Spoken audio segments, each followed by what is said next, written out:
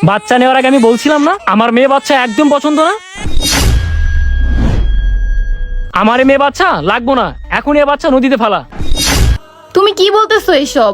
সে মেয়ে বাচ্চা হয়েছে তো কি হয়েছে, সে তো আমাদেরই সন্তান। আর আমি মা হয়ে আমার সন্তানকে কিভাবে ফেলে দিব? একদম বেশি কথা বলবি না। এমনি থেকে মেয়ে বাচ্চা জন্ম দিছিস, আবার মুখে মুখে তর্ক করিস। এই বাচ্চা তুই ফেলাই দিবি না আমি ফেলাই দিব? দেখো তুমি এমনটা করো না, আর একটা বার ভেবে দেখো। আর ছেলে হোক বা মেয়ে, ও তো একটা ফেরেশতা। আর আমি একটা মা হয়ে কিভাবে পারবো আমার সন্তানকে এখান থেকে ফেলাই দিতে? ও তুই মা হয়ে সন্তানের জন্য দরদ দেখাইতাছিস? তোরে ফেলাই দিতে হবে না, তুই আমার দে, আমি ফেলাই দেবো। দে বলছি। না না, তুমি এমনটা করো না, আমার সন্তানকে ফেলাই দিও না। ওকে আমি এক্ষুনি ফেলাই দেবো। আল্লাহ, এটা তুমি কি করলা? এই চুপ, একদম চুপ, একটা কথা বলবি না। আমি যা করছি ভালো করছি, চল আমার সাথে আয়। আরে এই বর্ধপুরে এই নদীর ভিতরে এই বাচ্চাটার এখানে কে ফালাইলো? হায় রে আল্লাহ, এরকম কামটা কোন মা বাবাই করলো?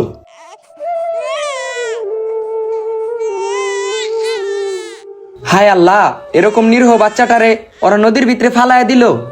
ওরা কি মানুষ নাকি অমানুষ? ওরা যদি এই বাচ্চাটারে ফালাই দেয়, তাহলে এই বাচ্চাটারে পৃথিবীতে আনলো কেন? পৃথিবীর আলো এই বাচ্চাটারে দেখাইলো কেন?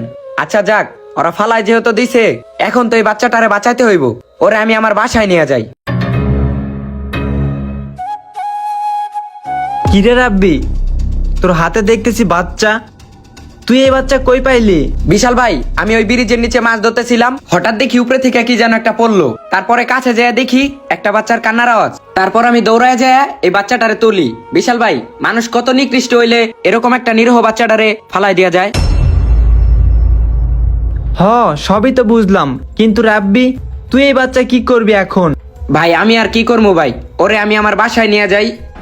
পাগল হয়ে গেছিস তুই? একটা কুরানো বাচ্চাকে তুই নিয়ে গেলে পরে দেখবি একটা বিপদে পড়ে যাবি। ভাই বিপদে পড়ে যাবো কে?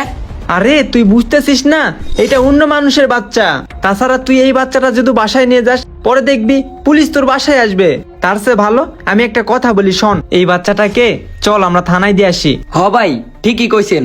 আমি গরিব মানুষ, আমি কোনো ঝামেলায় পড়তে চাই না। তার চেয়ে ভালো হয় এই বাচ্চাটারে থানায় দিয়ে আসি। চলেন। ঠিক আছে, তুই আমার সাথে এখনই চল, আয়।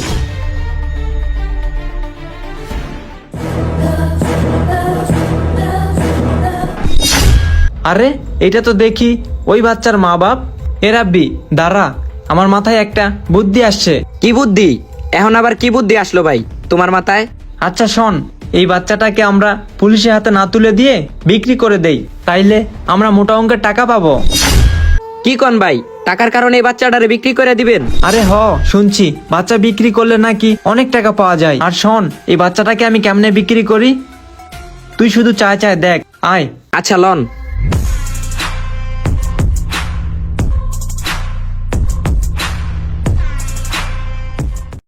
ভাই, আমরা একটা বাচ্চা বিক্রি করব, আপনি কি এই বাচ্চাটাকে নিবেন? ভাইয়া, জি বলেন। বাচ্চাটাকে আপনারা বিক্রি করে দিয়েন না প্লিজ। আমার না কোনো সন্তান নাই, এই বাচ্চাটাকে আমাকে দিয়ে দেন। আমি একে নিজের বাচ্চার মতো লালন পালন করে ভালোবেসে বড় করব। ভাইয়া প্লিজ, একে বিক্রি করে দিবেন না। শোন রাব্বি, তোর একটা আমি কথা বলি, তুইও বিয়ে করস নাই, আমিও বিয়ে করি নাই। তার চেয়ে ভালো এই আপুটারে এই বাচ্চাটা দিয়ে দেই, কি বলিস তুই? হ ভাই, আপনি যেটা ভালো মনে করেন। কিন্তু ভাই আপনি তো জানেন এই বাচ্চাটারে আমি কত কষ্ট করে বাঁচায় আনছি। এই আপুটারে দিলে তার কি গ্যারান্টি যে এই বাচ্চাটারে লালন পালন করে বড় করব? না না ভাইয়া, আপনারা এসব কি বলতেছেন? আমি এই বাচ্চাটার কোনো ক্ষতি হতে দিব না। ওকে নিজের সন্তানের মতো বড় করব। আর প্রয়োজন হলে আপনারা আমার ঠিকানা নিয়ে রাখেন, ওকে দেখতে আসবেন মাঝে মাঝে। রাব্বি, আপুটা ঠিক বলছে, বাচ্চাটারে দিয়ে দেই। আর একটা মেয়ে মানুষ কখনোই বাচ্চাটার ক্ষতি চাইবে না। আচ্ছা ভাই, আপনি যেহেতু বলতেছেন তাইলে আমি দিয়ে দেই। আর আমি জানি আপনি কখন এই বাচ্চাটার খারাপ চাবেন না। হ রাব্বি, তুই এক কাজ কর, বাচ্চাটারে আপুকে দিয়ে দে। আর শোন, তুই সাইডে আয়। ভাই কিছুই বুঝলাম না। আপনি না প্রথমে কইলেন যে বাচ্চাটারে পুলিশে দিয়ে দিবেন, পরে আবার কইলেন যে বাচ্চাটারে বেচে দিবেন। বেচলেনও না, আর একটা অপরিচিত আপু আসলো, তারে বাচ্চাটা ফিরি ফিরি দিয়ে দিলেন। বাচ্চাটা অপরিচিত কারো কাছে যায় নাই, বাচ্চাটার মায়ের কাছেই গেছে। বাচ্চাটা বাচ্চার মায়ের কাছে গেছে মানে? তাইলে শোন।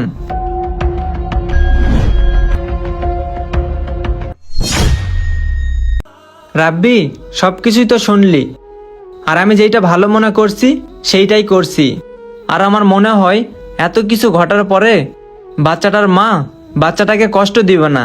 ভাই, আপনি একদম ঠিক কাজটাই করছেন। আর এতক্ষণ তো আমি কিছুই বুঝতেছিলাম না, আর এখন সবটাই ক্লিয়ার ভাবে বুঝলাম। কি রে, তুই এ বাচ্চা আবার নিয়ে আইছিস আমার চোখের সামনে? চুপ! আর একটাও কথা বলবো না তুমি।